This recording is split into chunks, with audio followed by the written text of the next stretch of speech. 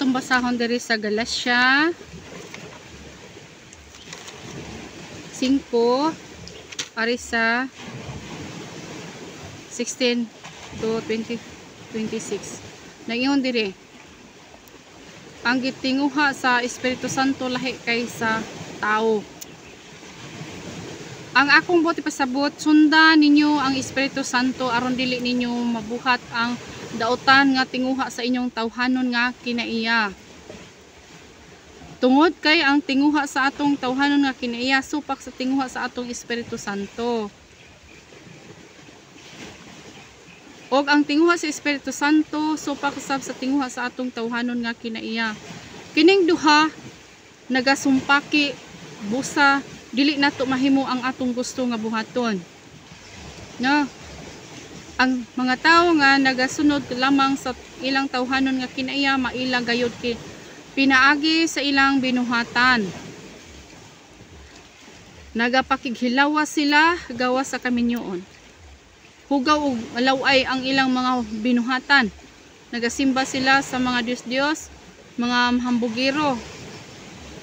Nagasimba sila sa mga Diyos-Diyos, mga mambabarang, madinumtanon, palaaway, abughuan, masukanon, hakog, hinungdan sa pagbahin-bahin o pagpundok-pundok, masinahon, palahubog, mahigugmaon sa mga kalibutanon nga kalipay, ug uban pang binuhatan, uban pang ginabuhat nila nga mahugaw.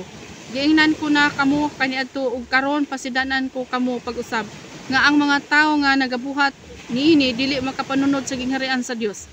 Apan kini ang makita sa kinabuhi sa tao kun ang Espiritu Santo mao ang nagagahom kaniya, mahigugmaon siya, malipayon, may kalinaw, mainantuson, maayo sa iyang isig katawo, manggihatagon, kasaligan, buutan o makapugong sa iyang kaugalingon. Kung mao kini ang atong buhaton dili nato malapas ang mga sugo sa Dios kanato. Gilansang na sa mga tawo nga iya na ni Kristo Jesus ang ilang tawhanon nga mga kinaiya og tinguha sa didto sa cross.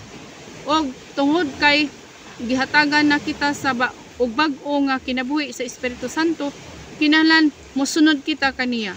Dili kita magpasigarbo o makig-away og likayan nato ang pagsinahay. So ani mga higala no nga sa atong kinabuhi nga kinahanglan nga dili ta palaaway. Unya dili sa ta masinahon, dili sa ta maghubog-hubog, dili ta og makita na sa binuhatan, no? Makita na sa binuhatan. So glory to God. Nga sa atong kinabuhi, nining kalibutan na nga mahiuyon gyud sa pulong sa Ginoo ang atong kinabuhi, dili man ingon nga ma-perfect pero ang Ginoo mo'y mutabang kanato. Magpatabang kita sa Holy Spirit. Magpatabang kita kanunay. Kay mao nay magtatabang ang Holy Spirit gipadala na ni Jesus Christ dinhi sa kalibutan aron pagtatabang siya ang Holy Spirit yang gihatag ngari kanato aron moay mutabang kanato, moay mugiya kanato, may mutudlo kanato, maglilipay kanato. Panahon sa atong kagul-anan maglilipay siya. Mao ang balang espiritu nga gipadala sa Ginoo kanato kay mao nay mutabang kanato. Wala tay marang mahimo kung wala ang Ginoo sa atong kinabuhi. God bless.